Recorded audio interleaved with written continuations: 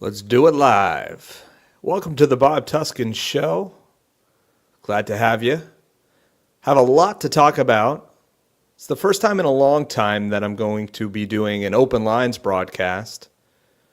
I would love to hear from many of the listeners. I know there's a lot going on and there's a lot on your mind. I want to stay away as much as possible from current events. I have a plan to talk about chemtrails, AI, logical fallacies, the doomsday clock, and a few other subject matters. But I do want to give you a chance to join the broadcast tonight because it's been a while, and I'd like to catch up with you, the listener, and see what's on your mind.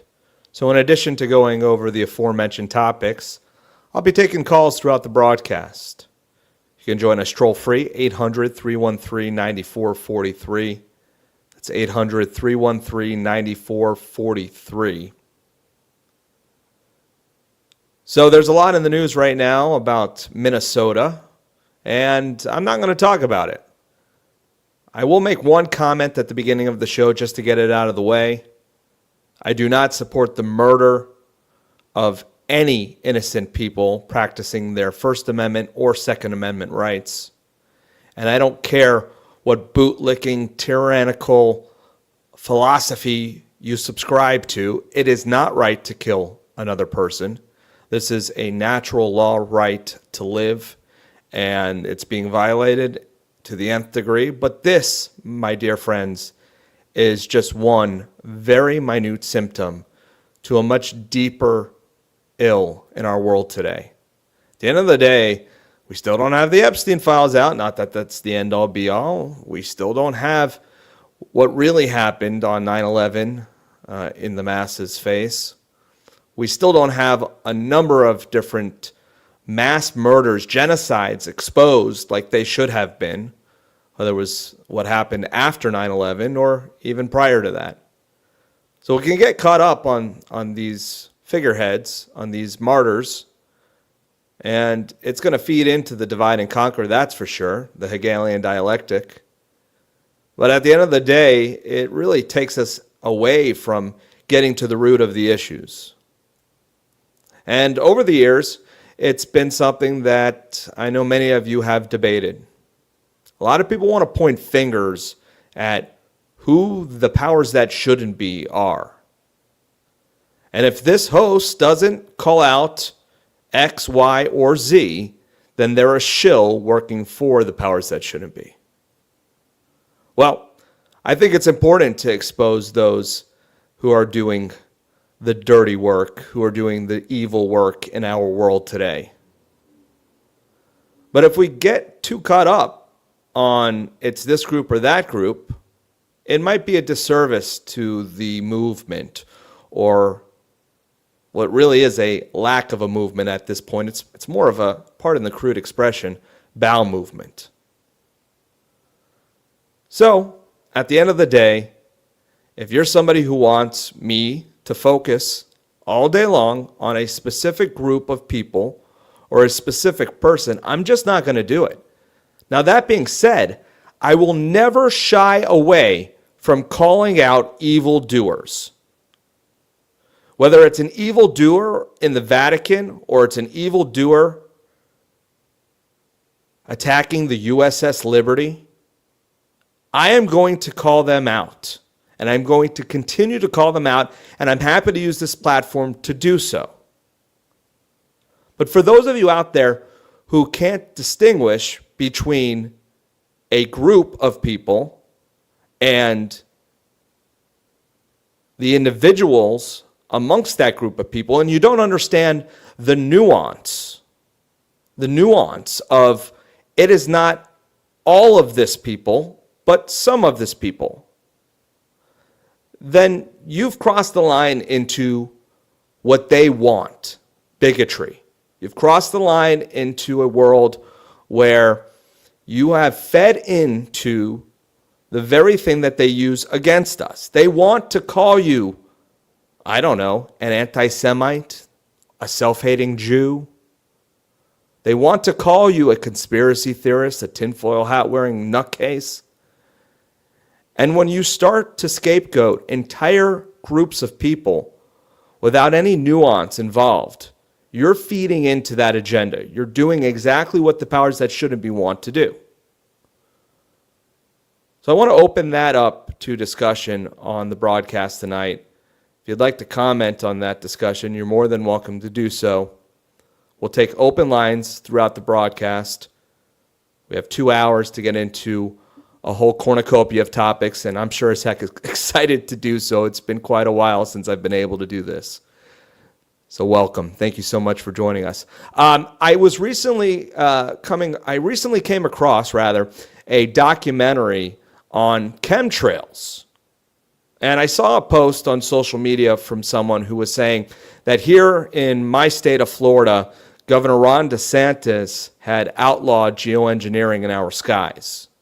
Well, as the weather changes, the topic of weather modification has become more prevalent throughout social media and the media itself. So I thought I'd touch on this topic. Unfortunately, although there was an act in the Florida House of Representatives that was passed outlawing geoengineering, there was some nuance to it, and it was only done in certain contexts. And regardless of the wording of that bill, the fact of the matter is that here in Florida, there are still lines of strontium, barium, aluminum, and other particulate metals that I personally, and many of you who are listening, have been exposing for many, many years now. They didn't go away because some politician said, heck, we got to stop this. It was kind of cool that they said that. I'm not going to lie. It seems almost surreal that a lamestream politician in the state of Florida decided to say, hey, no more chemtrails. But ultimately, it didn't stop the trails. The trails are still in our skies. Just a little chemtrail 101 for those of you who've forgotten. What's the difference between a contrail and a chemtrail? Do you know the answer to this? It's pretty simple. A contrail or condensation trail dissipates. So you'll see it in this behind a plane and it'll go away almost instantaneously. A chemtrail will linger and will spread out in the sky, spreading the particulate metals that many folks, including what we presented to the EPA many years ago. If you go back to some of my activism, you'll see we presented to the EPA our findings of what's in these chemtrails by doing rainwater collection and a number of other methods to show that these particulate metals are what is made up of in these or what these chemtrails are made up of, if I can speak straight. So strontium, aluminum, barium, all of these things are in the trails. So although Rick Scott passed this law or this bill or whatever the heck it is, the trails are still there. And then I saw this documentary on Amazon, and I was intrigued by the fact that Amazon has decided to actually put a documentary on this taboo topic. Perhaps nowadays nothing's taboo. The powers that shouldn't be have realized that we have free access to information, and they're basically saying, what are you going to do about it? We don't care if it gets out there. You're not going to do anything about it. And that's why I like to focus on solutions. But I did think this was pretty cool. And let's listen to this trailer for this documentary. It's called Climate Trails. It's going to be on Amazon Prime.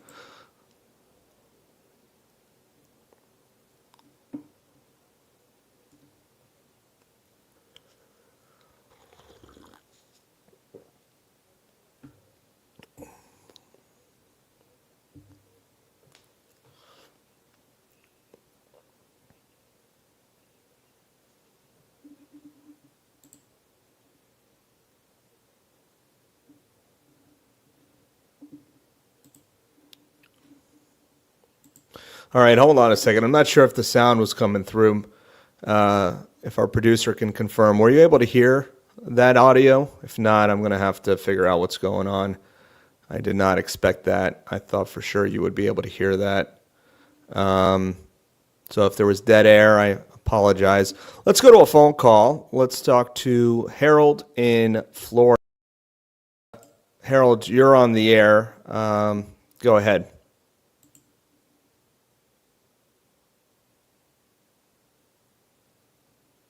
Oh, there we go. Harold, can you hear me?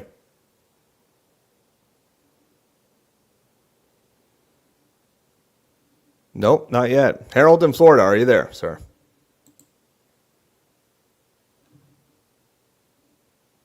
All right. I don't hear the caller. Let's see. Well, how can we do an open lines phone call show if we can't hear the callers? Is the producer able to confirm you hear me at this point? This brings me back to the good old days of technical difficulties. Gotta love it. I remember back in the day, we could hardly do anything without having technical difficulties. We've come a long way. All right, let's try another caller since we couldn't hear that one. Gregory in California. Gregory, are you there? Hello, Bob. Wow, it's amazing. I hear your voice. Boy, howdy, miracles never cease to amaze me as well. I hear you on that. Say, before I have anything else to say, I'd like to get that guy's name you had on about water, an episode or two ago. Do you recall? Yeah, I sure do. It's my buddy Charles Bodie.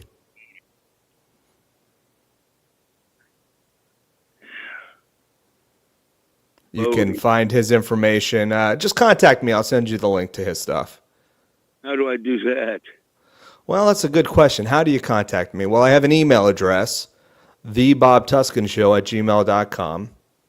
I also have a Facebook page and my YouTube channel. So I think those are the three best ways to get a hold of me at this point. Oh, I wish I wasn't so retarded and I could get back on email. But I got retarded a while back. So what happened to you? What happened? How'd you get retarded? Well, people claim that I lost my mind, and I tell them, no, I didn't lose my mind. I threw it away because everything that was put in it was a bloody lie. And I quit doing a lot of other things. Instead of reading books, I started reading rocks and just doing things that aren't what the current situation is calls normal.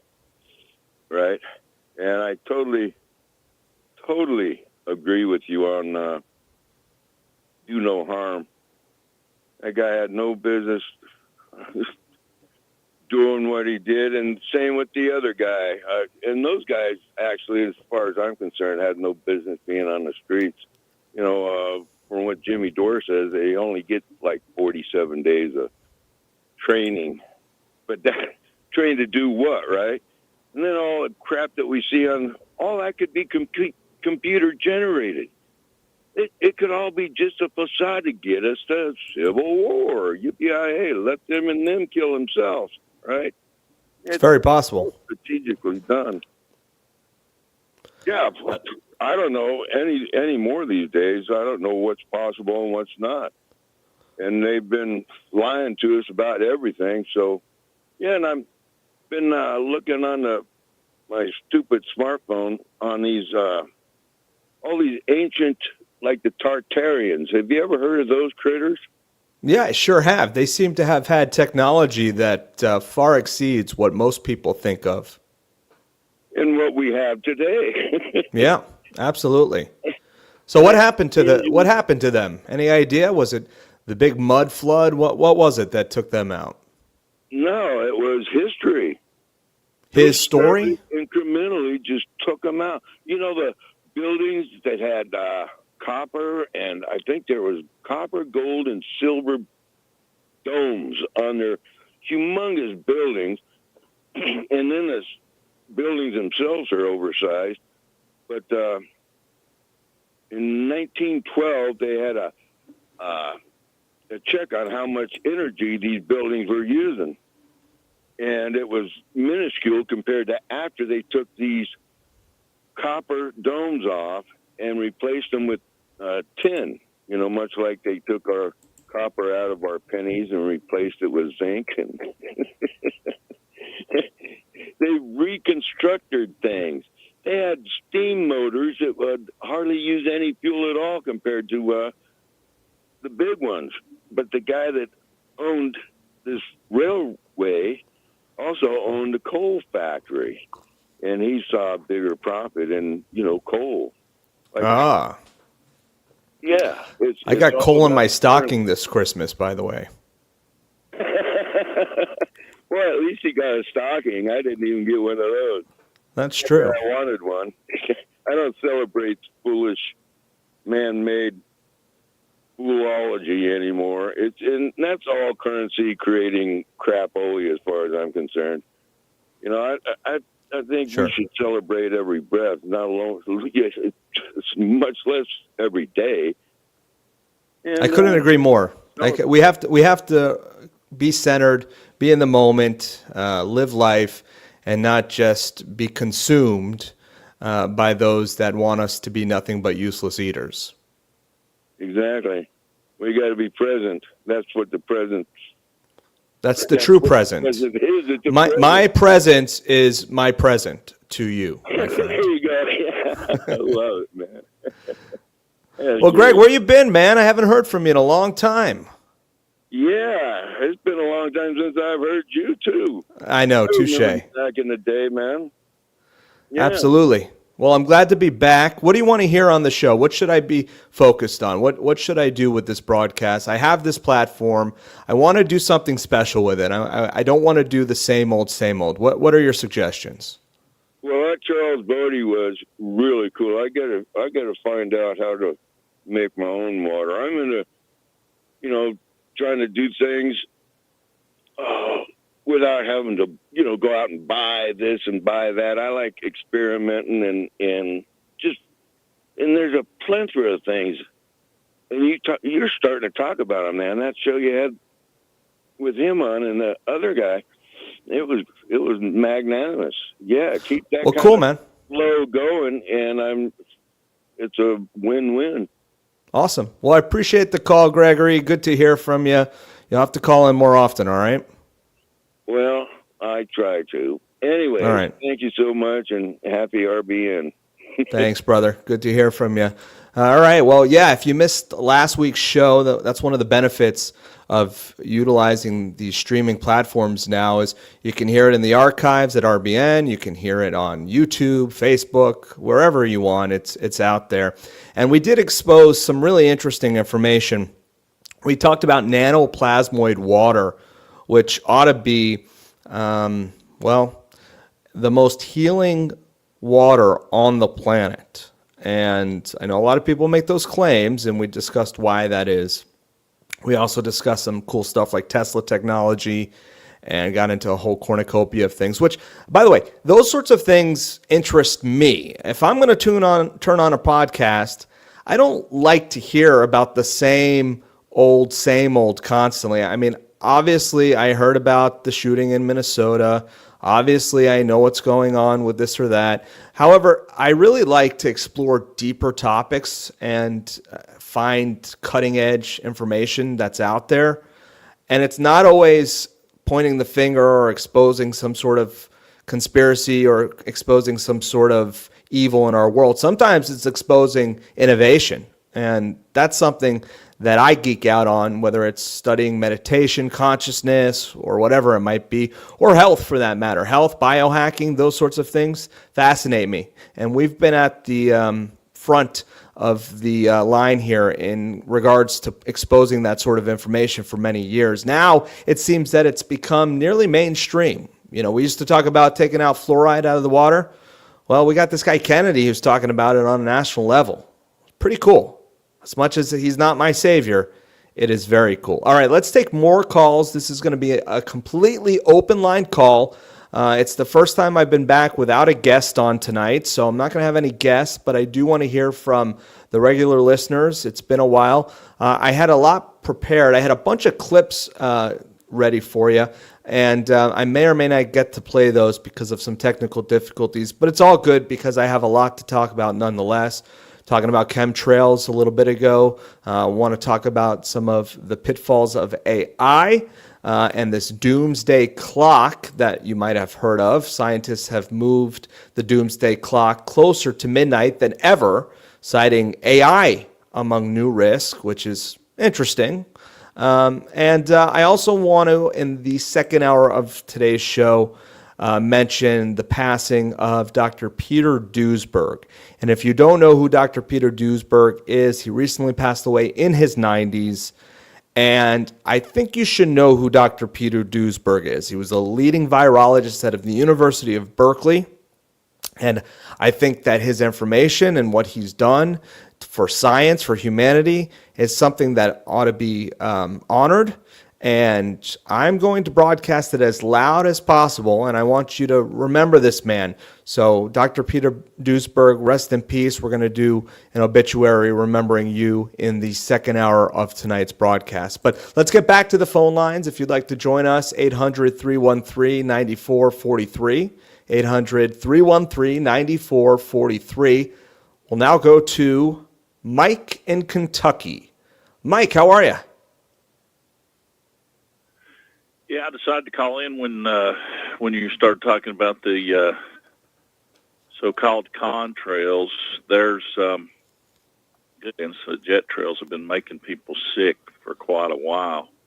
Sure. And I was looking for in a different direction because I'd read about the barium. I think it was barium that was put in the SR-71 jet fuel to try to reduce its radar signature back in the late 60s, I think. And it literally backfired because it increased the radar signature of the SR-71. So I started Googling around probably, I don't even know, it's probably been 8 or 9 years ago, back when a lot of people thought it was tinfoil hat conspiracy, looking for fuel catalysts, oxygenized metal, things like that, because, and this was during Jimmy Carter's administration where they were looking for, the energy of initiatives or whatever he did, including lowering the speed limit nationally to 55 miles an hour. Sammy Hagar made a lot of money off of that. I can't drive 55. So, you can find these old patents. Google Patent has them and stuff. But the thing that I stumbled across by accident was something Honeywell makes, and they also have a whole section on their webpage. If anybody wants to look this up, they can see for themselves these things exist. They have they have an entire petrochemical cap market, but in the jet engines, okay, they have an air pump. These fuselages in these high-flying jets are not totally airtight. They have to constantly pump the air in there. So when you're flying at altitude or you're on the tarmac, either one, your air has to be cleaned up, put in there for people to breathe. And there was a lot of flight deck personnel that were having illnesses, headaches, and things like that, and they would take 2 or 3 weeks off of work, and they got better. And so I heard, I think, an interview on RBN probably way back in 2012 with a guy who was a pilot who said this sort of thing. And so you can look up, Aviation Week has an article here from 2020 on Honeywell's next-gen catalyst addressing so-called smell in cabin events. And in the article, Linda Blakey, however you pronounce her name, Blachly, she talks about this thing, and it's the 4th generation version of it. And what it's designed to reduce is so-called volatile organic compounds from things like the de-icing stuff, spray, and the jet. Because even when the thing is, the jet engines are turned off, they run this thing called it's a small turbine that is in the back of most planes called it's an auxiliary power unit. So it's sitting there burning this kerosene-based Jet A fuel, and it's put out all organic compounds, VOCs, if you've ever known anybody that has kerosene heater, you just about get them where they don't put out some black soot. And Sure. so the smell from a kerosene heater, same thing. It all. My point is, and it's been this way for a long time. All jet trails are chemtrails. And not completely burn jet fuel to where there's no volatile organic compounds and other junk. And in the Okay. last 30 years, the high bypass turbofans make larger air crystals so they linger longer. Now, Well, I mean, there are trails that don't linger, though. I mean, anecdotally, if you look up in the sky, there are trails that seem to dissipate rather quickly. They do, but it really depends on the humidity of the weather aloft. But if you an hour or two, if there's not a lot of wind, you'll see those jet trails reappear. And there's something going on where it enhances the cloud formation. Okay. Because of the moisture, they're adding humidity to the air. You know this from your car. If you leave your car driving in the driveway, you can see a well-tuned automobile mainly puts out carbon dioxide, some carbon monoxide, and water. And they had to start putting stainless steel exhausts on these cars because they would rust. exhaust off, Yep. and they're putting out so much water. And Sure. so you're dripping out of your exhaust pipe, the water. So they're carrying thousands of pounds of fuel up there in the stratosphere, and they're generating water, and it's turning into crystals, plus the soot causes cloud formation in itself. Then if you're adding stuff like the jet, chemtrail people are talking about, fuel catalysts to increase the efficiency of the jet engine, you're going to get a lot of this stuff, aluminum, catalysts, things like this, whatever it is that they're adding to it. But what I started noticing 20 years ago, and I did a video about it, put it on YouTube, and it almost immediately got quashed. Well, and the search engine results were quashed, just like Zach Voorhees talks about. It was called Save to Contrails. I didn't even use the word chemtrails, and they started squashing it within a couple of weeks. It was a unique title. It'll show up in the search results. Nope. After about 3 weeks, it disappeared. And you had to start searching into the video sub-searches, even on DuckDuckGo and Start Page. So the subject has been vastly pressed. I know somebody that works in the industry, and they know about it, and they said, yeah, they've suppressed this because there's been quiet splits with people that's been injured because of the repeated career exposure or frequent flyers that have had their health damaged.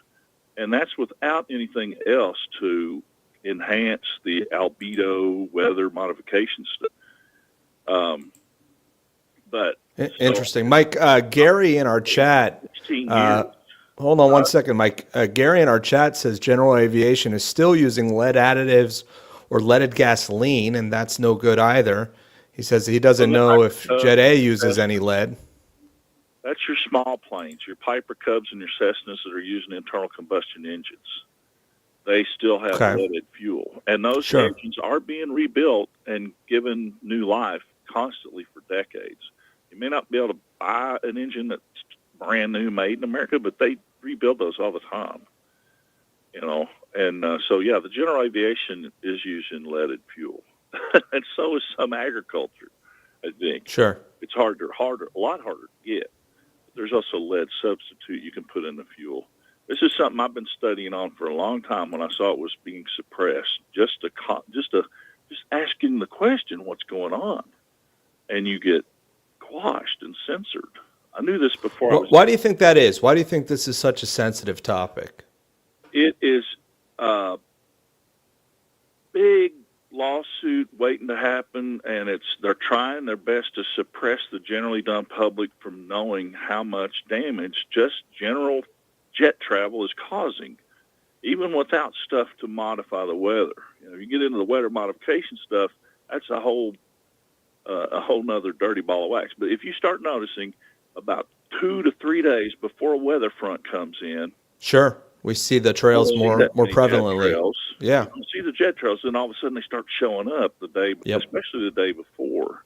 And often you'll see a ring around the moon. Now, when I was growing up, we would see a ring around the moon. We knew it was either going to snow or rain within about 2 days. Now you see all kinds of artifacts in the sky. Some people call them Chembos. Yeah, Chembos. Look at the Eye of Sauron. What's it Even called? down The Eye of Sauron? I have seen it in Kentucky. I've also seen something called a circumzenithal arc.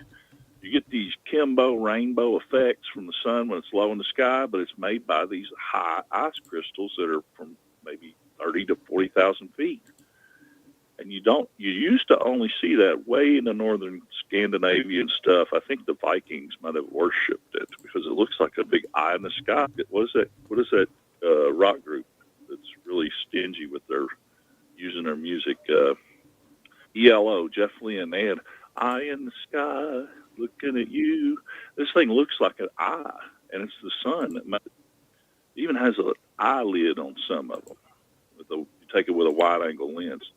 But I saw one in Kentucky probably in 2010 or 11. A guy picked up boy in the afternoon, and I looked up at the sky. I was not having the greatest of days, and there was a rain smiling down at me. And I had to go back and look it up on computers called circumzenithal arc. You don't see those far south. I'm around 37th parallel. And that was jet trails that caused that. So Interesting. it became a real thing for me to try to notice and research and try to figure out what's going on. It would, if the activists really started targeting the jet industry, they're already not a very high profit industry. You know, commercial jet travel is not making a ton of money. They're lucky to probably make 12, 14%. And there's so much going on there that they have to comply with. And of course, we saw that in Louisville.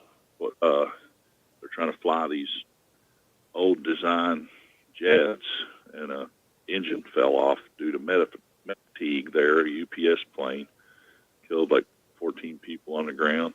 Well, Mike, I got an idea. Here's how we solve it. If the powers that shouldn't be would just release teleportation technology, we would no longer need the airplane industry, and then we would be good to go. We could stop all of the trails in the sky at once. What do you think?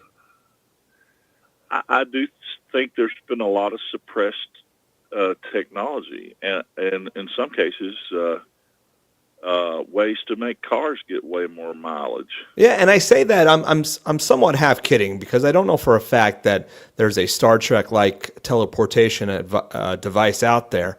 However, I wonder because what we see as the general public, we know that the endless budget of the military-industrial complex has created technology that far surpasses what's in the public's eye.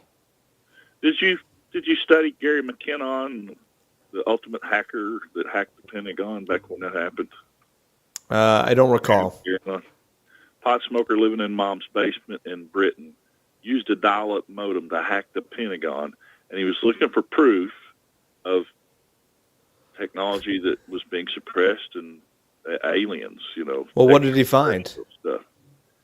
Found a list of extraterrestrial officers, like they were, and some ship names.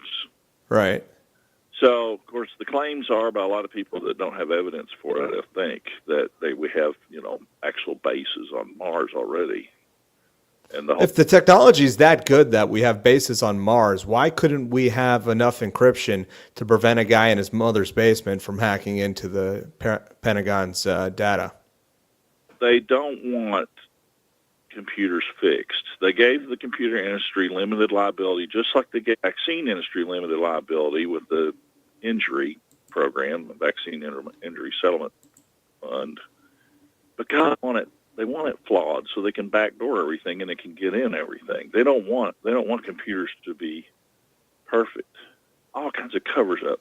So the same backdoor that allows the guy in his mother's basement to access the information is what they want to utilize to access his information in his mother's basement. Yeah, it's just that they're flawed. I mean, every often they will throw out some new firmware for the routers and stuff, and they pretend like, oh yeah, we fixed it, but they didn't.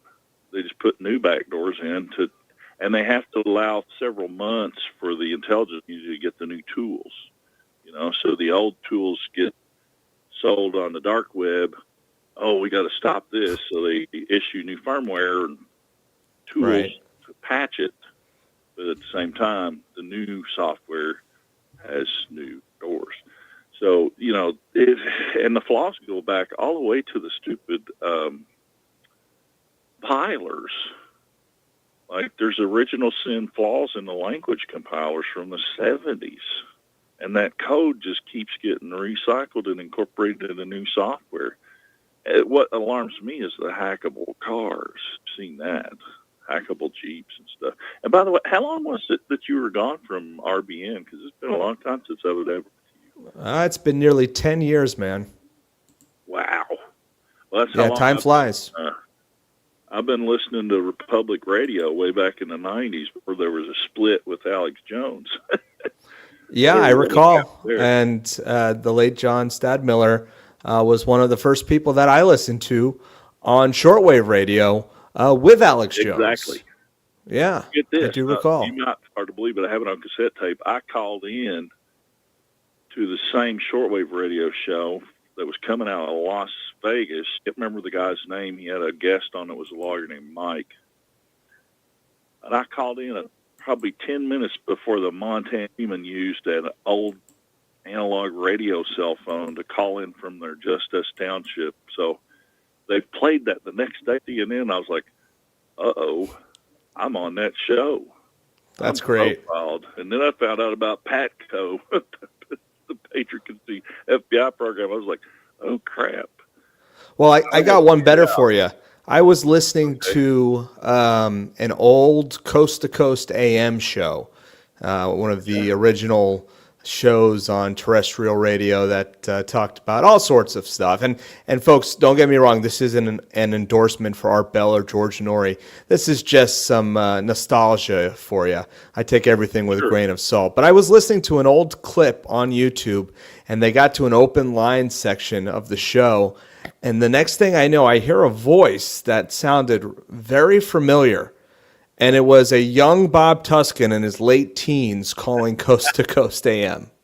I said, what are the chances that this... I had completely forgotten about it, but the second I heard my voice, obviously, I was like, I know that guy. Oh, wait a second. That's me. Your file at the FBI is 4 inches thick, I bet. They've researched everybody you've ever contacted, and it's all in. Sure. Well, I'm going to be 40 this year. Believe it or not, I'm still a young guy, relatively young guy, but I started doing the broadcast stuff when I was 16 years old. So wow, it's been a while. Me. Yeah, well, so we've been at it for over 20 years now. I didn't start till I was 18, and that was in 1983. I hate to give that. Well, 3 years before I was born, you old fart. Hey, I'm doing the biohacking stuff. If you haven't looked into that, I'm to cause trouble for a long time. So, Mike, I want to take more callers. So I want to wrap things up. But hold on one second. I want to hear. I want to hear about the bio. Hold on. We'll talk a little bit longer. I want to hear about the biohacking stuff you're doing, because that's a topic that interests me more than ever before. And I will tell you that I don't know what's what. My head is spinning by the time I'm done going down the rabbit hole into the biohacking space. Last week we brought on my buddy Charles, who talked about his water, which perhaps is one of the tools in this biohacking space. But I don't really know what's what. So what interests you in the realm of biohacking? What are you implementing in your life to try to stay around a little bit longer?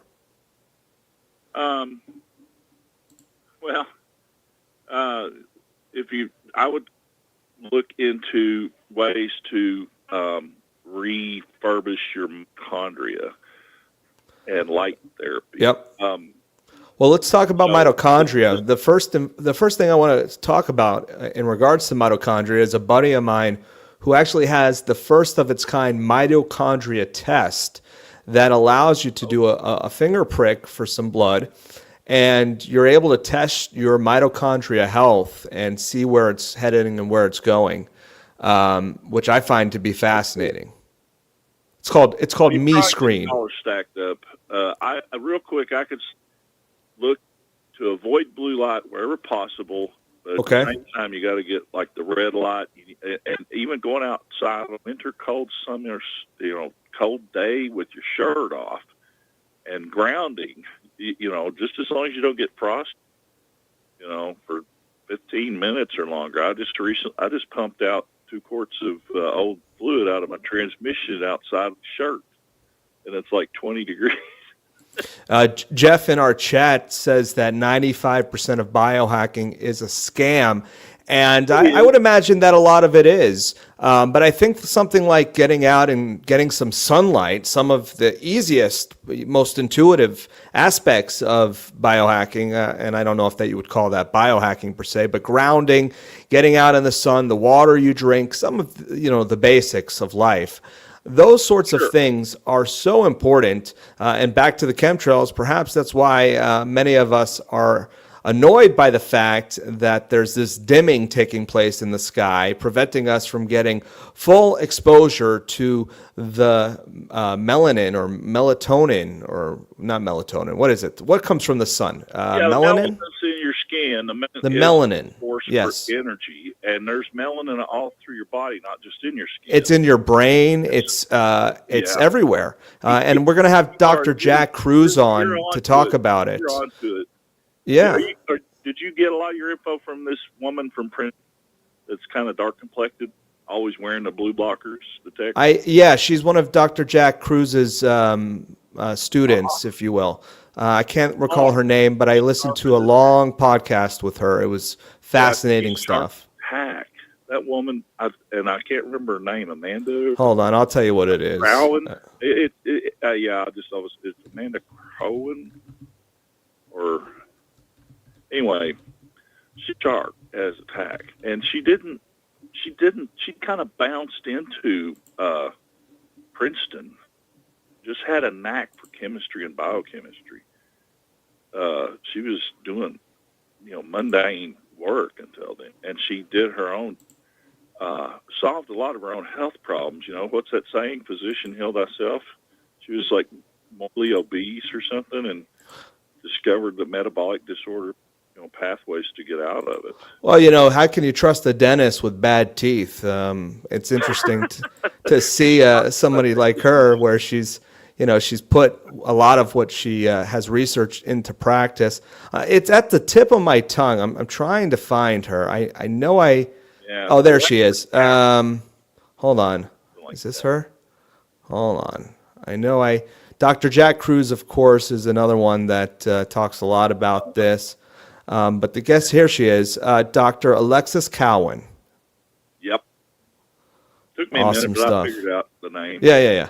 I Okay. think my computer just gets slower as I get older, but it's still... Yeah, the computer known as the brain, right? Yeah. Hard drive's slower. Once That's it gets for sure. going, watch out. Anyway, man, take some more callers. I could take your whole show. Yeah, you'll have to do it again. We'll love hearing from you. Lots of good stuff, man. Really good to hear you back. All right, buddy. Take care. All right, so that was Mike in Kentucky. Great stuff. We'll continue to take calls throughout the show today. Anything you want to talk about? Well, I know I had mentioned that we were going to talk about the AI takeover. We'll get into this doomsday clock. We'll talk about some of my insights on AI. We'll talk about logical fallacies. I wanted to do a piece on logical fallacies, just a refresher. So maybe if we have time and we have a moment, we'll talk about a few logical fallacies just to kind of bring them into focus and provide a prerequisite to any discussion that we might cover on the broadcast. But 800-313-9443 is the phone number. You can participate on YouTube in our chat room as well. But I would love to hear from you on the phone lines. That's one of the cool things about a live broadcast, and one of the things that I appreciate most about being syndicated on the Republic Broadcasting Network is that we're able to take phone callers. And I'm an old school guy. I might be young. I might be almost 40 here, but I still enjoy the good old days. I remember listening, like I said a bit earlier, to Coast to Coast AM with Art Bell. And how many people out there enjoyed the open line segment on the show? You would hear all sorts of funny stuff, interesting stuff. People would call in claiming they were time travelers. You know, they would call in claiming that an alien ate their baby. But it's great stuff, and I welcome anyone to call. I would love to hear from you. So we'll get to more of that. Oh, and if you want to prank call me, great. Jeff mentioned in the chat, remember when I prank called Mark Passio? Yeah, I do remember that. A lot of folks listening know Mark Passio's work and know how I was involved with Mark for many, many years in getting his information out. And one day he was live on the air, and I decided to call in. Mark has a bone to pick, rightfully so, with order followers that put morals and ethics aside just because they have to follow orders.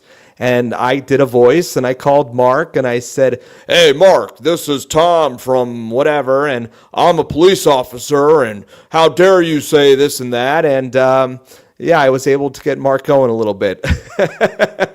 So that was quite fun. Enjoyed that moment. Mark has a great sense of humor, and I think a lot of people listening to this programming, for lack of a better term, it's not programming. No, don't say that. But for those listening to the show, I know you have a sense of humor as well. Let's go back to the phone lines. We do have a few lines open, so if you want to join us, 800-313-9443. Let's talk to Harold in Florida now. Let's see if we can get Harold on this time. Harold, are you with us? Yeah. Yes, I was on hold before, but I hit the button and got off the hold, and here I am. Well, good to have you. I think I recognize this voice. Is this my old friend Harold Save? Yeah, this is from University Avenue when we were holding signs about 9/11 was an inside job.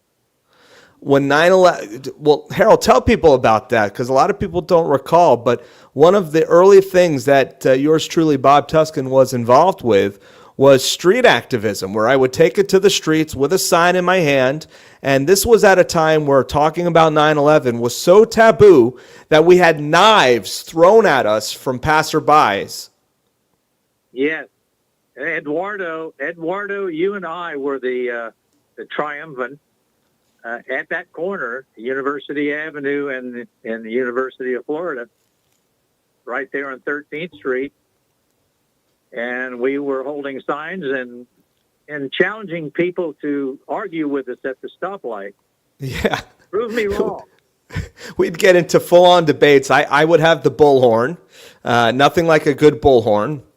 And we would actually try to engage in a debate. And the debate doesn't last very long. It lasts about 6 seconds, the same amount of time that Building 7 fell into its own footprint, of course. And you remember the guys in the uniform and the Jeep, they would come around and surveil us every once in a while. They'd make the turn on the corner and they'd give us the eye. Well, do you think they were members of the Mossad, Harold? Well, they might have been, but that's that's up to question. The one guy on my phone vibrated with a very strange vibration. I got this message in my brain that Hart Stringfellow would like to call in, but he has to bow out for now because he's busy upstairs. Yeah, I don't know. Is that real? Did you really feel that way? I posted a photo of Hart when he was still with us, and one photo after he left with that little creature in the corner there. Anyway, I'll send you that. But let me tell the listeners real quick, Harold, about Hart Stringfellow. Dr. Hart Stringfellow passed away. He was 96. I think he made it to 96. Yeah. And Hart was my friend for almost 20 years. And the man was so beautiful, had a heart of gold, a heart of silver, perhaps, in that he was such a big advocate of buying silver. And I wish Hart was around right now to see how well silver's doing, because that was something he really believed in. He believed silver was going to quadruple very soon, and it sure has since he passed away. Hart was a speaker at the Free Your Mind conference in his 90s. I was able to get Hart all the way up to Philadelphia to do a lecture at Free Your Mind. And he was just an open-minded thinker. He was the president of faculty at the University of Florida, the retired faculty. Yep. But yet he was the most eclectic, open-minded individual. You would never in a million years believe that this mind, this bright star, came from academia. Ironically, Hart was a technocrat. He's into technocracy, which I think between the time he was introduced to it until now, it really changed its character a lot, with brain implants and so forth as the final solution for mankind. But well, yeah, Hart was a member of Technocracy Incorporated, and I want to do a show on that because with Venezuela being in the news, the old map of the North American technate has been circulating, and I think people don't understand who Howard Scott was and what Technocracy Incorporated was. Interestingly enough, Elon Musk, his maternal grandfather, was arrested in Canada for disseminating information about technocracy in the 1930s. Technocracy, it might have been the 1920s. I got to check my dates on that. But technocracy was the largest growing social movement. What's that? They ran him out of Canada on that.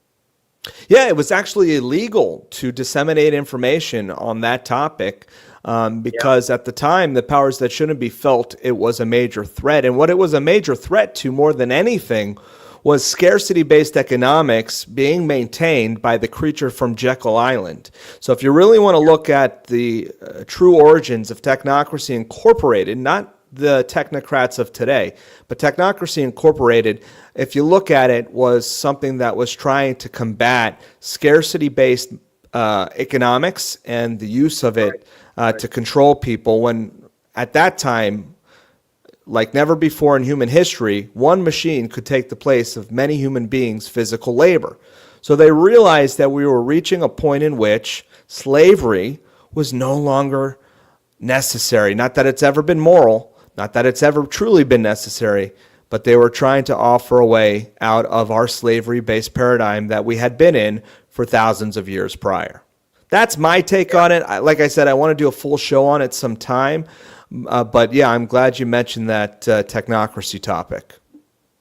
So it would be scientists who are going to make the decisions, and we're finding out what that's turning out to be now. It's not so great. It's not. And AI, furthermore, making the decisions is even worse, because now science is not always science. It's AI, and that AI is something that definitely has a mind of its own. Singularity, I believe, is already here. We talk about Ray Kurzweil and what he mentions in regards to singularity. By the way, you know Ray Kurzweil's a head guy at Google right now. You know about that? Yeah. It's fascinating stuff. I was watching the movie with Johnny Depp. I believe it's called, what the heck is the name of it? It's the movie about AI. Do you know the movie I'm talking about? Yeah. Uh-huh. Johnny Depp. Hold on, let me figure out what the name is. All right, the movie was called Johnny Depp AI. It was called Transcendence.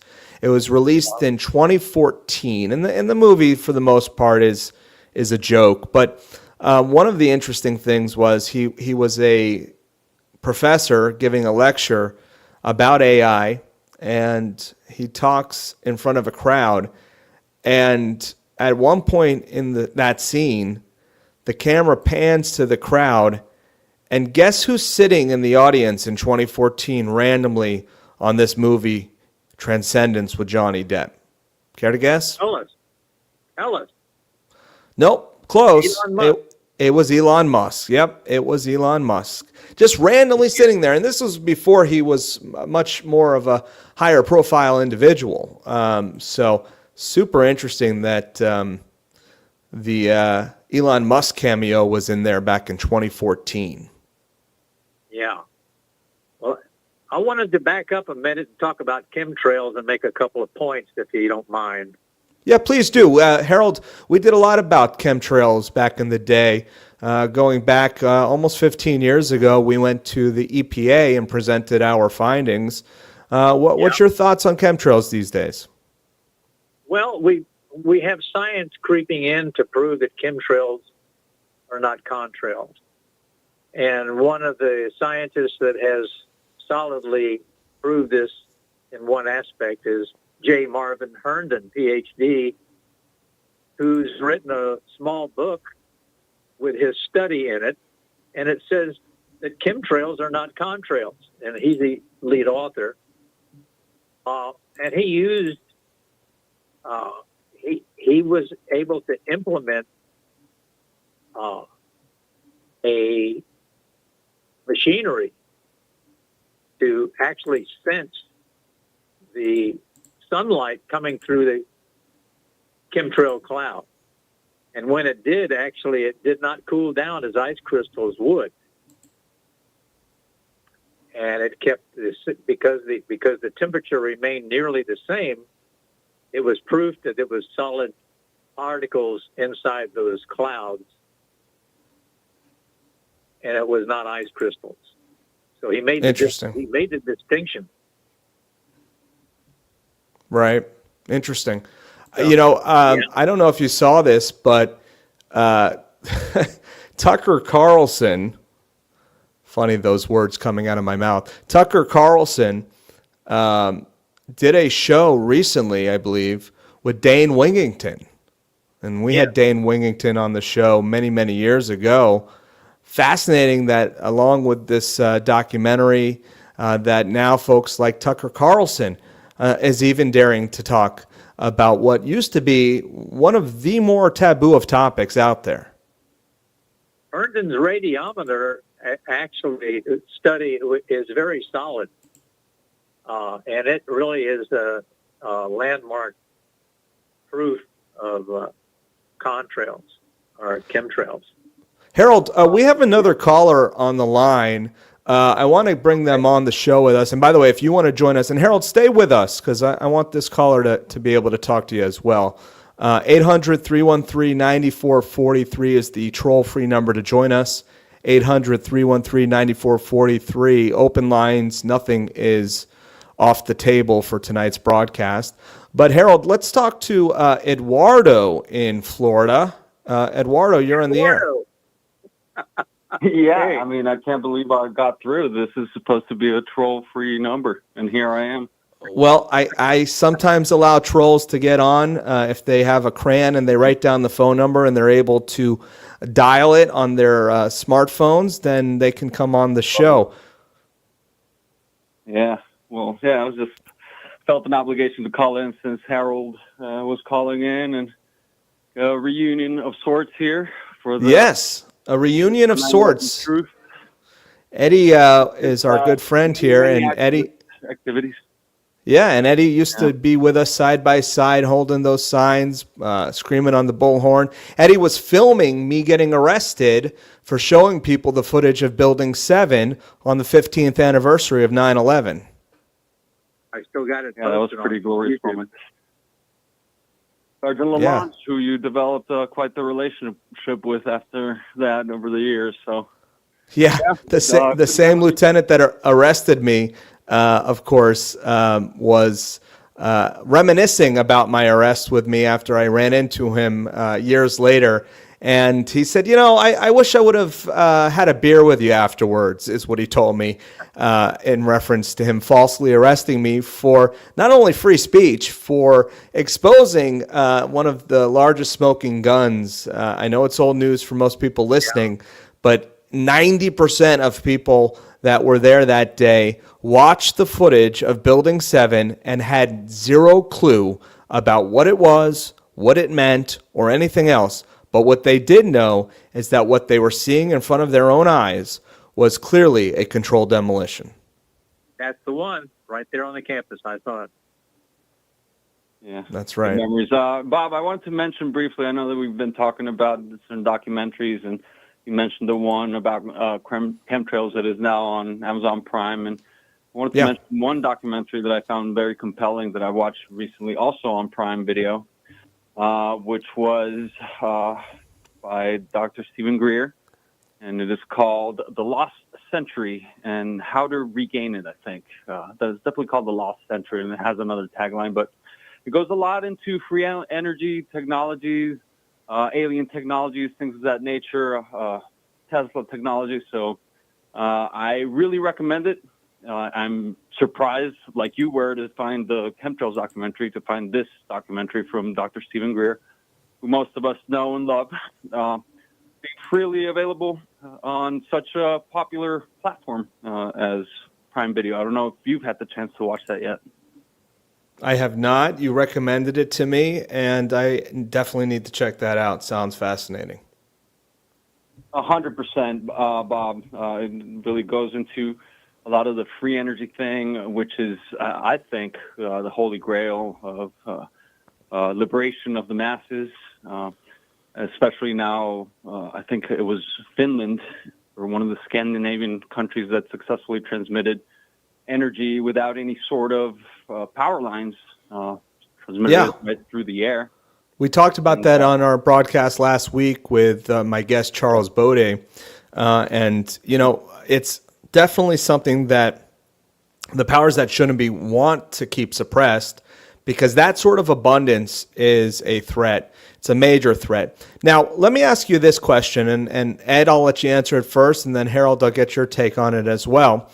If we did see a free energy device, or just have the proof, for that matter, that an over-unity situation is real and does exist, do you think that it could be used in an aberrant way? Do you think that if the general public had access to an abundant source of free energy, that somehow it could be used to do harm? Just like an atomic weapon has certain principles that could be used for good, but it has been used to kill and destroy. Ed, your thoughts first. Is it possible that it would be such a threat to humanity that if it got out there, it would quickly devolve into an aberrant thing? Absolutely. I think it's all about intention, and we definitely have to be careful of the powers controlling this sort of thing, and that is one of the subjects of the documentary I mentioned with Dr. Stephen Greer. What he's currently doing right now in his laboratory is trying to develop this technology.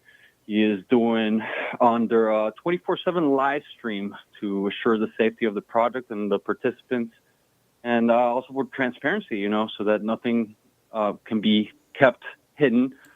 And one of the main things that he mentioned and kept going back to is the reason these technologies have failed in the past is because there is a certain sense by some of these people that are trying to develop them that they need to get paid. They need their payday at the end. And that has been a major obstacle to being able to put these out there, available to the public, so that it can benefit the general population instead of a few elite. Sure. Just like any other technology. Well, Eddie, it's been 10 years since I've been broadcasting regularly. And you know this behind the scenes, Eddie, but yours truly was working to get a free energy device out there. And it's a story for a full broadcast that at some point I want to do, because I think it's an important story. But the long story short was that we had attempted to develop a technology. I'm not going to say where it was found, but there was an inventor found somewhere internationally, and we saw firsthand an over-unity device that was able to provide a ton of electricity in a closed-loop system.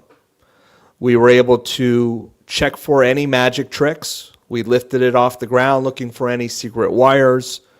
We had third-party validators, SGS and others, come and look at it.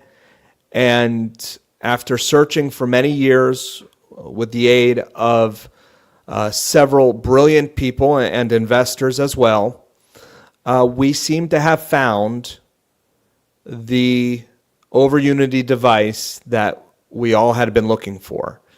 And what happened since then is, as I said, a story for another show, but it's one that I will tell and I will share with the listeners because I think it's important.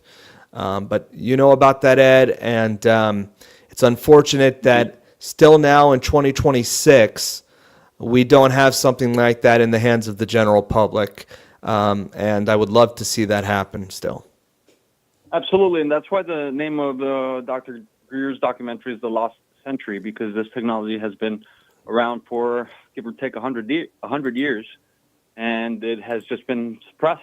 It has been kept secret. Of course, a lot of us did a lot of research about the water car back in the day with Daniel Dingle and a couple of the other inventors that were here in the U.S. Developing this sort of technology, and documentaries that, and even just regular news broadcasts that back in the 70s and 80s. Dr. Meyer, and others. Dr. Meyer, correct. People dropping dead miraculously or mysteriously. No, it wasn't a miracle. It was mysteriously, not miraculously. Wrong word.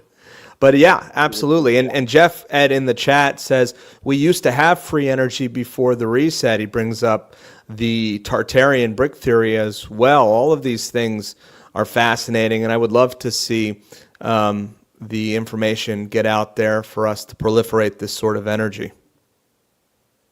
Yeah, and that's where Dr. Greer's current work is very fascinating to me, and the fact that it is all being live streamed continuously, obviously, for the safety of the participants in the project and transparency of the project itself. And I'm really curious to see where this is going to take us within the next couple years, hopefully sooner rather than later. Well, I'm skeptical of it, but that skepticism won't get in the way of me being open-minded to accept it if it comes out and the facts are there, and if we can use it for good, I'm all for it. Agreed. Would like to get Harold's take on this as well. Hey, yeah, I at this point in time, I think that anybody who has a secret weapon to make things better for the common person is going to be assassinated. This is just not the climate yet to bring in those things. The water car, that guy disappeared. And other people who want to do away with the Federal Reserve, they disappear, namely Kennedy and Lincoln. So we need a larger awakening right now to how we can take control rather than have the kings and princes, trillionaires run the world. Yeah, Harold, I hear you loud and clear, but I would hate for that to be an excuse for us not to seek an abundant source of energy or some of these. No, it's not an excuse not to seek it. It's an excuse that it would. It's a realization that this cannot come to pass at this point in time.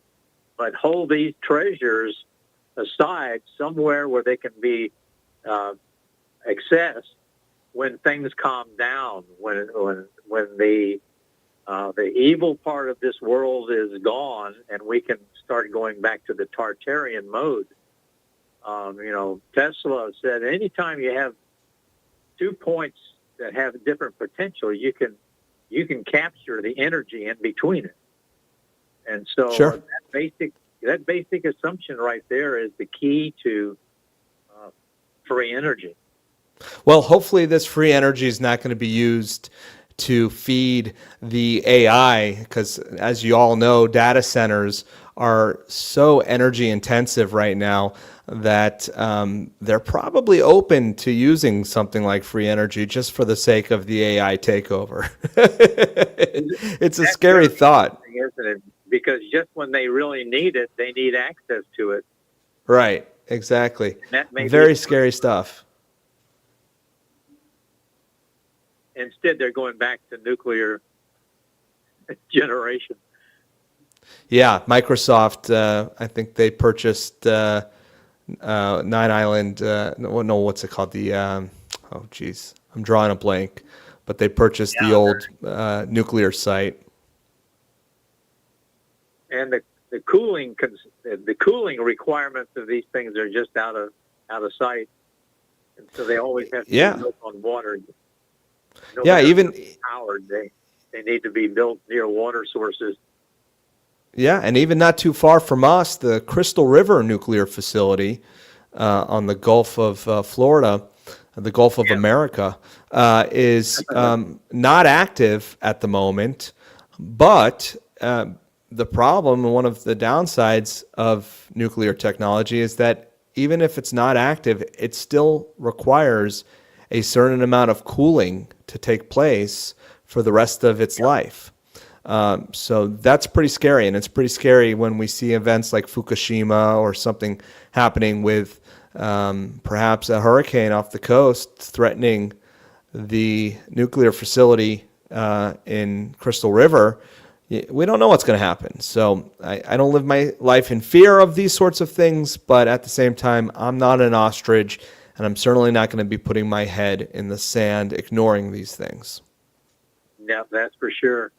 Always keep an eye out when the opportunity raises its head. We can capture it and bring it into utility. So true. So true.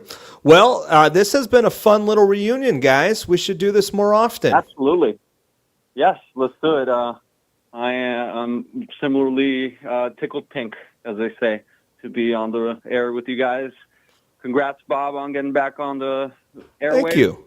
It's been a long time coming, and I know that people need this information now more than ever. Harold, it's good talking to you as well. And hopefully we'll see each other at the old 43rd Street Deli at some point. And not the old one, because that one shut down, obviously. But that one shut down, right? The one on Wilson Road shut down. It's the old one. It's the one that was actually the original on 43rd Street here in Gainesville, Florida, which, just for the listeners who don't know, that was where the curmudgeons used to meet, including us and Hart Stringfellow, may he rest in peace, and Mac, and a few of the other old school activists who have passed the torch on to people like Bob and myself. So hopefully we'll be able to do that. It was a great group of guys. A lot of them have passed away. I want to say we lost Dr. Hart Stringfellow. We lost Broward Hunter, who was a member of the group not too long ago. We lost Andrea. She passed away. And Mac passed away, I believe. Yes. It's Harold, I think you're next, brother. I mean, what are you, like 95 at this point? You got to be getting up there, too. I'm hanging in there. All right. Well, that's good. Yeah. You sound good. Still, don't count him out yet, Bob. I won't. Yeah, that's me. Me and Planet Fitness are working together. That's good. You got to be in shape. Eddie, tell him I've been working out, right? Can the listeners see? I can hardly fit in this jacket that I have on. Well, soccer has come back into both of our lives to bless us with a lot of more energy. Raising free energy takes it out of you. And it is. I wouldn't call it free, but it's definitely positive energy. Positive energy. There you go. It's definitely been miraculous for my physical health, and not just my physical health, but my mental and spiritual health as well. To be able to get out there and sweat it out and work on my hand-eye and foot-eye coordination and all the wonderful things that sports bring, basketball as well. So that's also one other activity that Bob and I have been participating in together here in North Florida. And I certainly encourage everyone to get out there, get your exercise, socialize with people that are like-minded and enjoy the same sports. It'll make your life, not only will it add years to your life, but it'll add life to your years. I like that. Right. That's a good tip. I like that. All right, gentlemen. Well, thank you both for coming on tonight. It was great to hear from you. Thanks for having us, Bob. We'll talk again soon. Great effort. Let's do this Bye, again. Harold. All right, guys. Take care. All right. My old buddies, Harold and Eddie, some local activists. Yeah. So if you're tuning in and you're wondering, what does Bob do in his day-to-day life? Well, those are some of the people that have been an integral part of my activism now for many, many years. Get local. You know, we talk online, which is great. And I see a lot of great people in our chat talking, commenting. We've gotten a lot of callers from around the world who have called in tonight. But get local. Don't be afraid to get local. Make relationships with your neighbors. And focus on your community. Because at the end of the day, I would never spend any amount of time on a presidential election that I wouldn't spend on what I can control on a grassroots effort. And I don't know if I said that right. Let me rephrase that so I make sure I'm clear. Before spending 1 ounce of energy on something as stupid as voting in a presidential election, and the midterms are coming up, we're about to start hearing that propaganda, and then the next thing you know, it's going to be who's going to replace Trump, yada, yada, yada. Without spending energy on pointless nonsense like a federal election, you ought to be spending energy on a grassroots effort to what's really happening in your community, in your family, in your mind, your own mind. You want to get really grassroots with it? How is your health? How is your mind? These are things that I would get in order before you start obsessing over voting on the next slave master. I don't need permission from any slave master to tell me what I can and cannot do with my own autonomy. Who the heck do you think you are? Focus on yourself. When's the last time you exercised? When's the last time you played music or studied philosophy or gave someone a hug? Do you go fishing ever? Okay, don't go fishing. Don't hurt the fish. What about, I don't know, going to a concert, music? Just mentioned music. When's the last time you played music, listened to music, enjoyed music? When's the last time you did any sort of art in general? These are the things that I feel like most people overlook because they're too obsessed with this shill or that shill. They're too obsessed about what really happened in Minnesota, what didn't happen in Minnesota. And they fail to look at Stoics. The Stoics. Who are the Stoics? What is a Stoic philosophy? Well, the Stoic philosophy consists of many different things, but one of the most important takeaways of Stoicism in my mind is that you can only control what you can control. And to sit there worrying about things outside of your control is not productive. Now, don't confuse that with not being aware, because awareness is important. But if that awareness turns into anxiety, rendering you ineffective in living your day-to-day lives, then it is a huge problem. Does that make sense? I'd love your thoughts on that. 800-313-9443. 800-313-9443 is the number to join us. We are going to continue to do open lines throughout the broadcast tonight. So feel free to chime in with anything you'd like to talk about, whether we've mentioned the topic yet or not. I would love to catch up with you, the listeners, in a big way. And speaking of maintaining that autonomy, I did mention this doomsday clock. Atomic scientists on Tuesday set the 2026 doomsday clock to 85 seconds to midnight, the closest it's ever been to a theoretical annihilation. Are you living your life as if it's the last 85 seconds to annihilation? And would you live your life differently? Let's ask this question. 800-313-9443. Call in and let me know. I want to hear your thoughts. If you knew this was the last year you had on Earth, if you knew that for certain, if you knew this was the last year all of your brothers and sisters had on Earth, how would you live differently? What would you do differently? Would you quit your slave job? Would you homestead? Would you, I don't know, do some of the aforementioned activities, music, art? What would you do differently?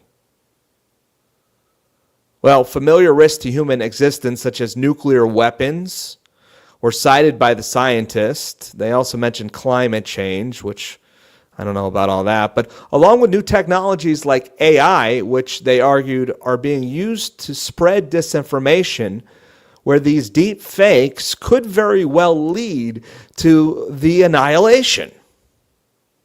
This is a story from the lamestream media, from scientists in the lamestream. And I think it's, to a certain degree, a bit of fear-mongering. I don't give it too much credit, but nonetheless, I think it brings up an interesting question. If this was your last day on Earth, what would you do differently? If this was your last year on Earth, what would you do differently? I'll tell you what I would do. I would probably do more spiritual reflection. I think I would focus more on spirituality. I think I would take a deeper dive into consciousness. And I'm already doing a lot of this, mind you. So it's really not too dissimilar to what I'm currently doing. But I think I would focus more on a deeper dive down the rabbit hole into realms of multidimensional fascinations that only exist in a world with fractals. Did I just go off the deep end? Has this show jumped the shark? Am I way too metaphysical at this point with this broadcast? Should I go back to talking about whether or not ICE murdered that guy? Because I mean, well, side note, it's pretty clear they did murder that guy, but nonetheless, I digress. Is this the sort of stuff that interests you? I don't know. It interests me. It really does. So anyways, it's an interesting question. We'll take some calls on that and anything else that you'd like to talk about. 800-313-9443. But before I do all of that, I did promise, and I teased in the first hour of the broadcast, that we would provide a obituary for the great Dr. Peter Duesberg. Peter Duesberg was a virologist from the University of Berkeley. And Dr. Robert Gallo, the supposed discoverer of the boogeyman HIV equals AIDS theory, accredited Dr. Duesberg as being the greatest mind in virology our world has ever seen. Of course, Dr. Duesberg spoke out against his colleague, Dr. Robert Gallo, citing the fact that we had never been able to truly isolate HIV and that retroviruses shouldn't act in the way that they're telling us it does. And furthermore, that folks who were told they had this death sentence, especially in the 80s and the early 90s, known as HIV, were being lied to by the powers that shouldn't be. Dr. Duesberg told countless people to throw away their AZT, reject chemotherapy drugs, and DNA destroyers that unto themselves were killing people, and told them to focus on their gut health and figure out what was the root cause of their immune problems. This bright mind in virology should have won a Nobel Peace Prize like his dear friend and colleague, Dr. Kary Mullis, who passed away a few years before the COVID propaganda was proliferated. These great minds in virology now more than ever need to be heard because, of course, we've seen how virology has been weaponized to control populations. It's been weaponized not literally in a lab, but more so in a boardroom to propagandize people with the idea that these things will kill them. I was able to interview Dr. Duesberg on a few occasions, and not only was he one of the greatest whistleblowers of our time, but he was an absolutely beautiful human being. His German accent, I'll always remember.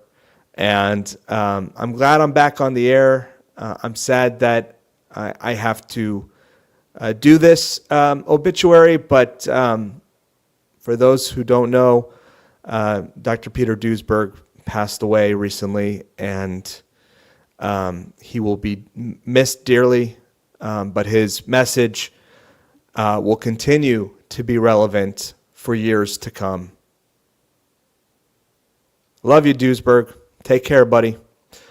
All right, we'll go back to the phone lines. We have about a half hour left of the broadcast, and I would love to hear from you. Open lines, like the old coast-to-coast AM open line days where anything goes. Of course, we've been talking about chemtrails. We've talked about AI. We've talked about, all sorts of things. But we'll go to the phone lines now, and we will welcome George in Alabama to the line. Hi, George. How are you?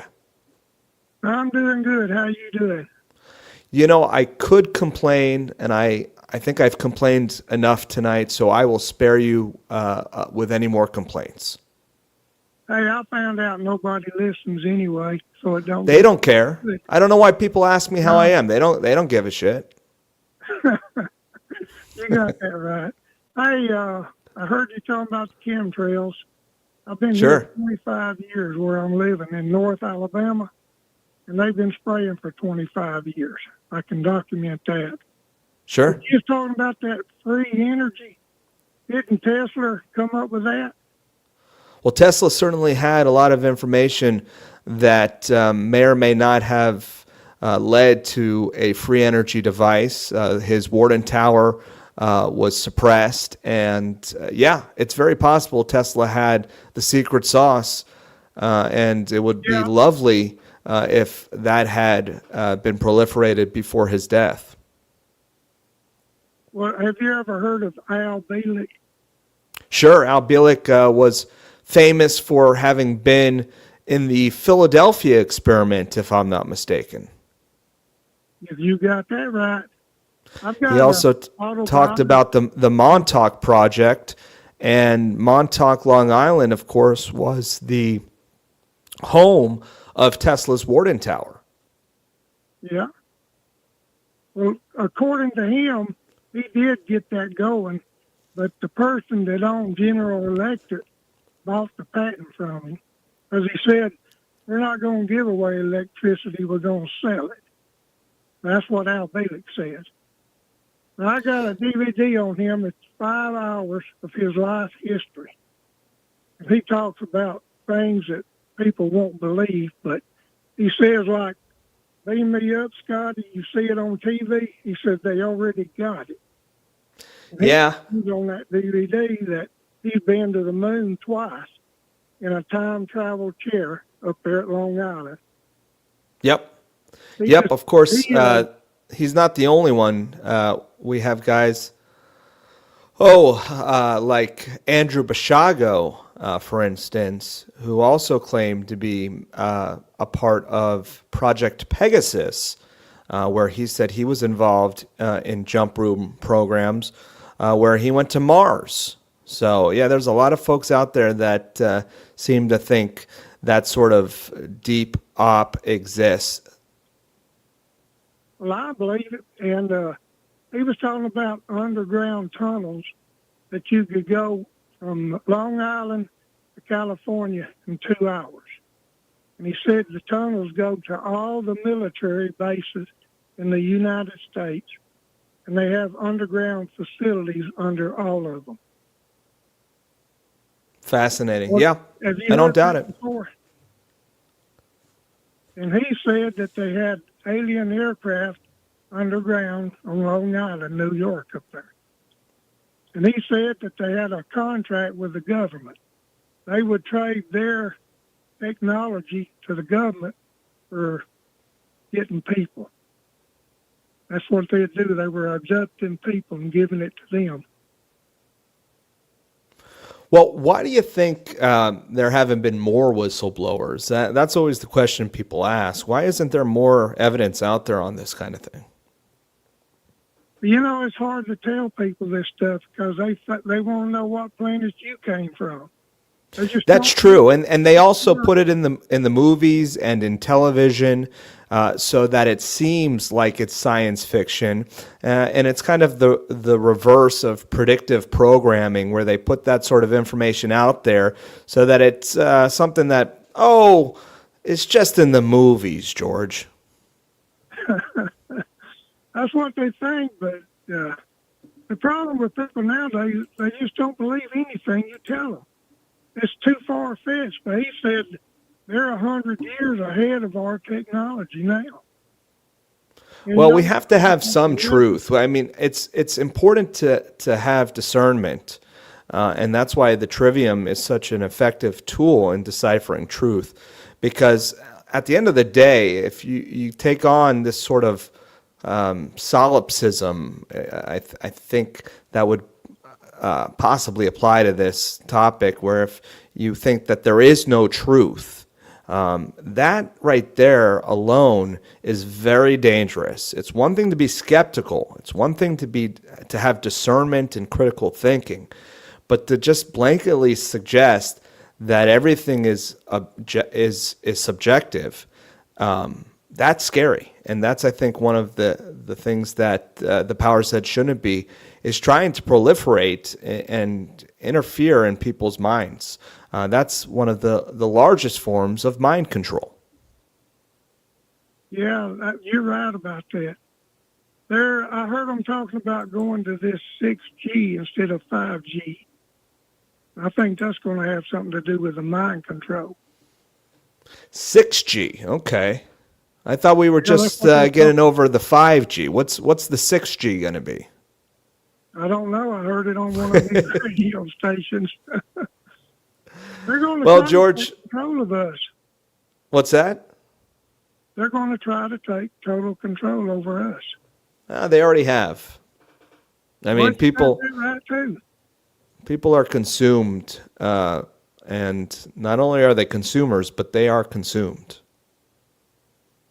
I got started on this 25 years ago. What sparked your interest going down the rabbit hole? What was the thing that set you off? Okay. I went to a gun show in Albertville, Alabama. Had some papers there. I picked one up, brought it home. And I was reading on there, and it said, all the military bases are installing guillotines. I thought, that's stupid, That's ridiculous. So I prayed about it and told God, I said, if it's true, I want a confirmation on it. So about 2 weeks later, it's Thanksgiving. I have a sister in Atlanta. She comes over. We're sitting there eating. She says, George, I'm going to tell you something strange. This man I go to church with, he works at the International Airport in Atlanta. He said all the military bases in Georgia were getting crazy, but there wasn't nothing on the manifest. And he's supposed to know what's in them. So he went out there and opened one up. And what she told me, he said, it looked like a hydraulic stainless steel guillotine. So that's what sparked my interest. Because, you know, if somebody else had come to me and told me that, it might have been hard for me to believe, but my own sister. Well, that's what really set me afire. Yeah, of course, So I got remember hearing. on everything. Yep, interesting. Of course, I remember hearing a lot about these coffins that the military was moving around for mass graves. And I say coffins, they were big plastic bins to fit countless bodies, and that kind of stuff scares me, to be honest. Yeah, But I've got that on the DVD. do you? It was over in Georgia. Yeah, they had been moving that stuff, and there's been people for many years. My old friend Shepard Ambellis of the Intel Hub filmed the trains moving these materials, and of course we know that the FEMA camps are out there. They do exist. I'm sure you've done a deep dive into the world of FEMA camps, George. Oh, I got it all on DVD. The trains hauling tanks from foreign countries, United Nations. Have you seen the movie called Amerigeddon? Amerigeddon. I don't recall if I've seen that one. Chuck Norris' brother made Oh, that movie. interesting. It's about an EMP going off. Yeah. Shows Yeah. what's going to happen. If you could ever Well, get one, you need to get it and watch it. Yeah, I definitely will check that out, George. Thank you. I had Stein on the show. What was it? Jeffrey Stein, many years ago, who wrote the book When Technology Fails. And he did an amazing amount of work on the threat of an EMP and how Congress, on 2 different occasions, completely ignored this massive threat of an EMP, which would render the grid useless, which would change everything in our world today in such a grand way that, man, it would just be completely horrible for us as humanity to go through that. And what he said in his book, When Technology Fails, and I have a copy of that somewhere here in my library, really resonated with me. So I ended up giving a lecture at one of the Free Your Mind conferences on preparedness. It was called Beans, Bullets, and Band-Aids. And whether or not an EMP is the reason for the downfall of our society, or if it's an economic collapse, or if it's war, or whatever it may or may not be, I decided I was going to do a lecture on preparedness and try to focus on different ways to maintain our sovereignty and our safety for us and our family and our communities. So I gave this talk called Beans, Bullets, and Band-Aids. Well, long story long, after the lecture, a person came up to me and he said, Bob, I enjoyed your lecture. It was all great stuff. I want to tell you something. And I said, yeah, what's that? I would love to hear it. And he said, well, I don't tell this to a lot of people, Bob, but I actually work for FEMA. So now this guy's got my attention. I said, oh, really? He goes, well, yeah, I don't want to say exactly what I do for FEMA, but let's just say I'm a higher up. And I said, okay, tell me more. Well, the gentleman went on to tell me that essentially everything that I mentioned in my lecture was very important, and that there are good people in the ranks, so to speak, at FEMA, who are deeply troubled by the possibility of a major catastrophic event happening, and are truly wanting people to heed the advice of preparedness and getting ready. And he said to me, thank you for what you do, and I hope that people listen and get prepared. And I will never forget that conversation, George, because anecdotally it validated something that I already knew to be true, but hearing it from someone who was a potential whistleblower amongst FEMA itself was fascinating. Yeah, we need more whistleblowers like that. That's for sure. We sure do. It's hard to convince people. You know, I go sit with a lot of people at a restaurant, and nobody in there knows what's going on. Then if you try to single somebody out and talk to them about something, they look like, what planet are you from? You know, they don't want to hear it. They don't want to live, you know, knowing that stuff. This is true. George, how old of a gentleman are you? 74. Okay, at 74, do you foresee anything changing anytime soon? Yeah, everything's going to get worse. It's going to get worse. I feel like we're going to go to war with Iran. Trump's causing a lot of trouble right now. Yeah, any day now.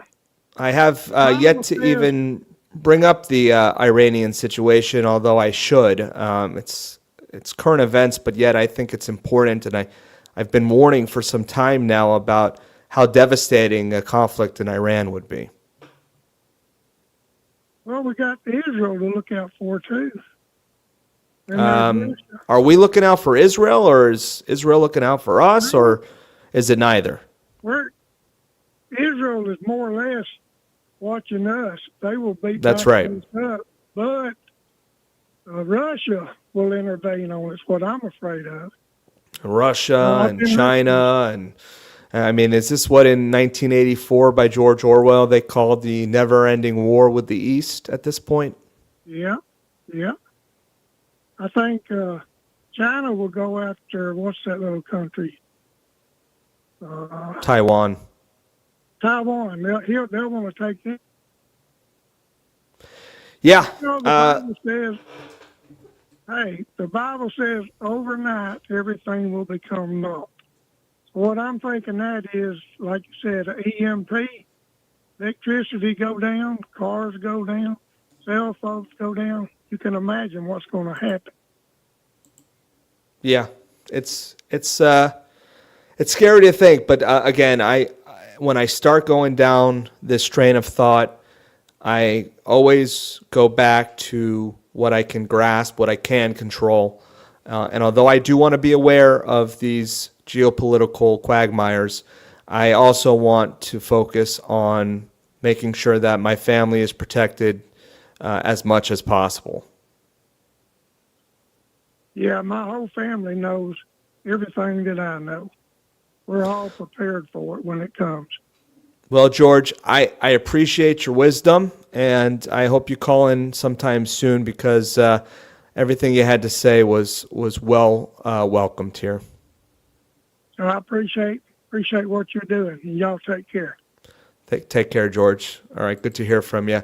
That was George in Alabama. We might have some time for a few more callers, so if you do want to join us, feel free to call us with anything that's on your mind. Yeah, I hesitate to go into geopolitics, but it's not going to go away.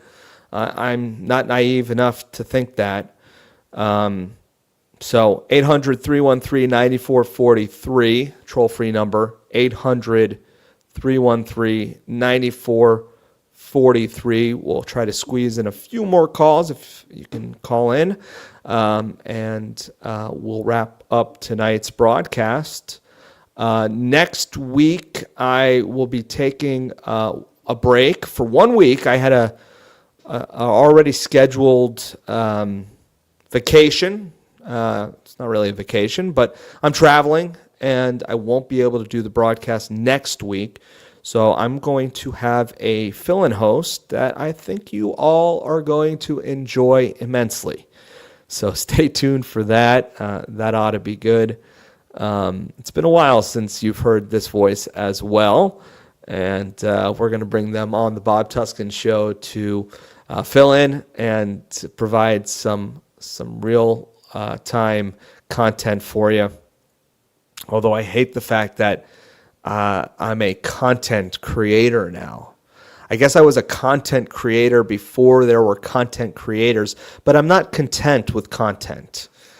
I think it's a distraction. I think some of the content might be a needle in the haystack, a diamond in the rough, but most of the content I am not content with. That was poetic. 800-313-9443. We'll get to some final phone calls here before we wrap up tonight's show. But yeah, Tucker Carlson had Dean Wigington on to talk about chemtrails, which I thought was pretty cool. We also saw on Newsmax, they had an interview with, what's her name? Megan. Oh, I always forget her name. She's pretty cool.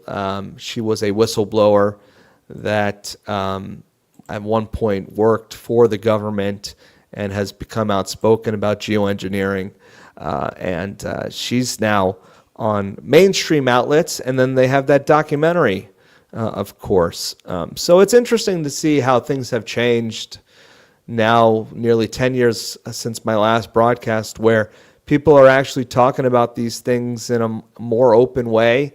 And I think I don't know if it's a good thing or a bad thing, but I think it's interesting that it's now nearly mainstream to talk about something like chemtrails.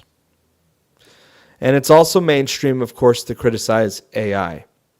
And there is a heck of a lot of criticism that should be looked at in reference to AI.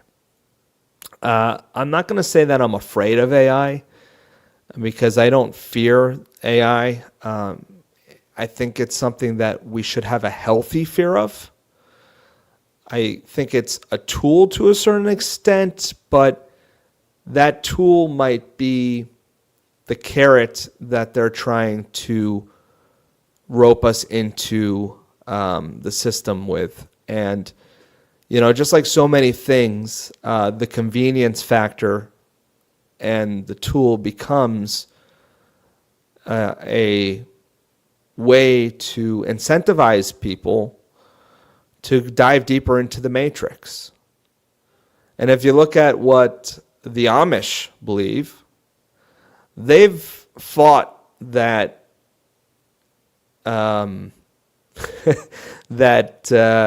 convenience for religious beliefs in their case.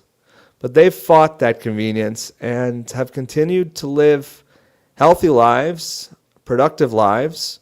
They don't have autism in that community, interestingly enough. And the mark of the beast is something that they are working hard to not succumb to. Now, that being said, am I completely someone who doesn't believe in any source of technology or utilization of technology? No, I'll admit it. I have a smartphone, so I must not be that smart. And I know the dangers of these phones. And, we talk about tracking. We got the flock cameras, but we have them tracking us, and we've known this for many years. We carry around a smartphone. It's one of the dumbest things we've incorporated. Now, is it a tool? Excuse me. Is it a tool? Yeah. It's a tool. So I digress. I can rant on this for a bit, but like I said, I do want to squeeze in some final phone calls before the end of the broadcast tonight. So we'll do kind of a rapid fire in the last few minutes here. So anybody who wants to jump on, now's your opportunity. Let's go to Fritz in Kentucky. You're on the line. Hi, Fritz. Hello. I want to mention my experience in Russia. Yeah, you traveled to Russia? Yeah, at least a month every year. What was that like? Tell me about it. Well, I was going to get to the chemtrail thing. I looked up at the sky. It was a clear, sunny day, and it was the bluest sky I'd seen in years. It was like the sky I saw when I was a kid. I'm 64 now. So Are you saying, Fritz, that there are no chemtrails in Russia?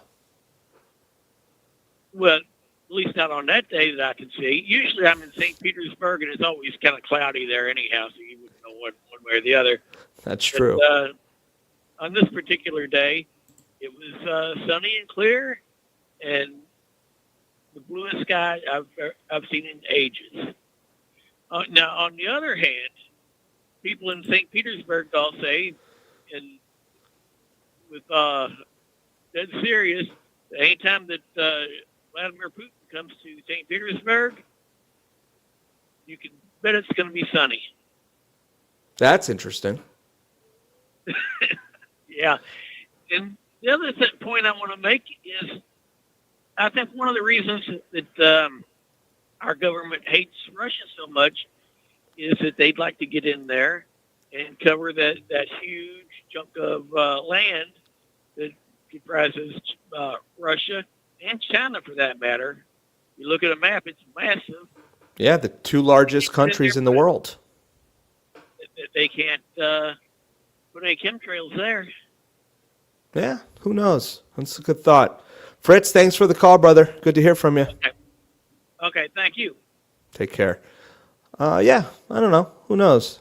I doubt that the wars are all about wanting to spray chemtrails, but who knows? Let's take another phone call. Misty in Kansas, you're on the air. Hello. Hi, how are you? Hi. You were talking earlier about the AIDS and the HIV epidemic. Yes. Yeah, I was doing an obituary, unfortunately, for Dr. Duesberg, who passed away recently. Right. I had never heard of him. Wasn't it Fauci that was promoting all the AZT back then? Because I do know my brother's girlfriend at the time, her brother supposedly had HIV/AIDS. And I do know he was taking that AZT.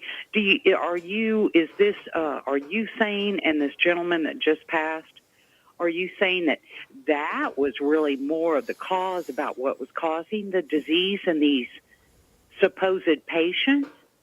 100%. AZT originally was used for cancer patients as a form of chemotherapy, and it was so harsh that they stopped using it for cancer patients. It was literally destroying people's DNA sequence. And what would happen is you would have people diagnosed with HIV, and it all starts with a look at the testing. So when you test for HIV, you're not actually testing for HIV. You're, just like the COVID nonsense, you're looking at antibodies. And when your antibodies are elevated, it's because your immune system is dealing with stuff.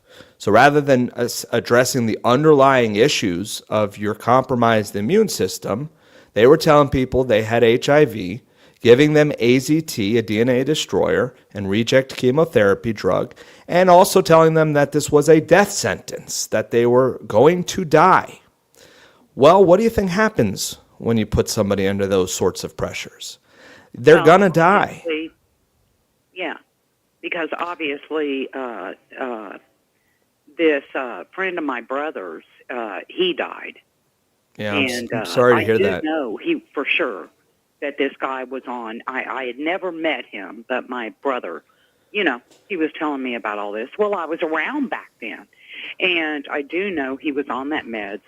So it was the med, basically, that killed the dude, and wow, go figure. Well, it was other things as well. I mean, he probably had some other underlying health issues that weren't being addressed because they were focused on this boogeyman of a virus. Wanting to get a new disease. Yes, and that's why when Fauci was the figurehead for COVID, I knew right away what we were in for. Mm-hmm. Interesting. Very, very interesting. And that guy's still walking around.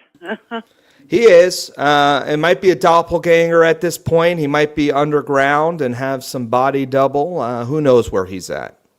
Right. Well, I don't think he's been seen in a long time. So, yeah, he's just living his life after he did all this damage to everybody. And, yeah, what a nightmare. Well, okay, well, great. I'm enjoying your show so far, so it's great. One other thing I was going to tell you. Sure. If hold on, RBN hasn't told you, the number that you're giving, it is the toll-free number, which costs RBN Oh, okay. money. Yeah. So the number, if people want to which most of the callers on RBN know this, but it's Right. 512-248-8252. And that's Okay, well, I'll have to write that down. Hold on one more time for me. I'm going to write that down. 512. Yeah. What is it? 512? 248-8252.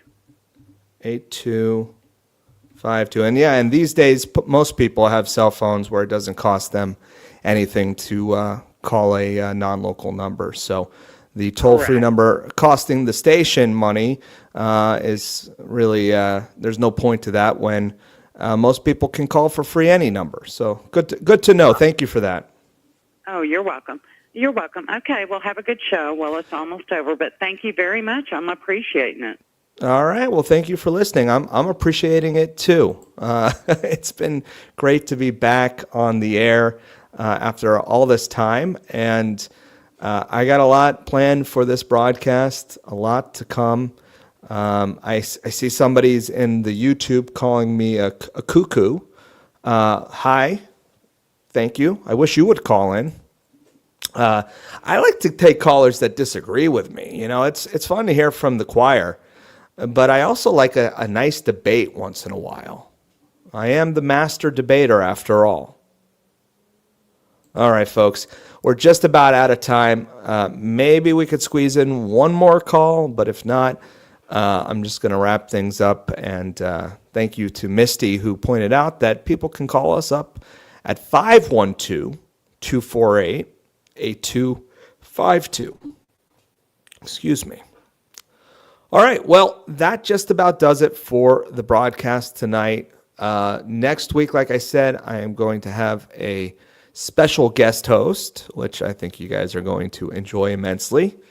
And I am going to go drink some magnesium, take a fluoride-free bath, and take it easy for the rest of the evening. Open up a book and read. Believe it or not, I do know how to read, and I enjoy doing so from time to time. And spend some time with my family and loved ones, and I hope you do the same. So thank you so much for joining us. I'm going to take one more moment to thank everyone out there listening, to thank the producer out there, and everyone else for joining in. And I'm going to go ahead and sign off. Thank you so much. This has been another edition of The Bob Tuskin Show. Good night, ladies and gentlemen.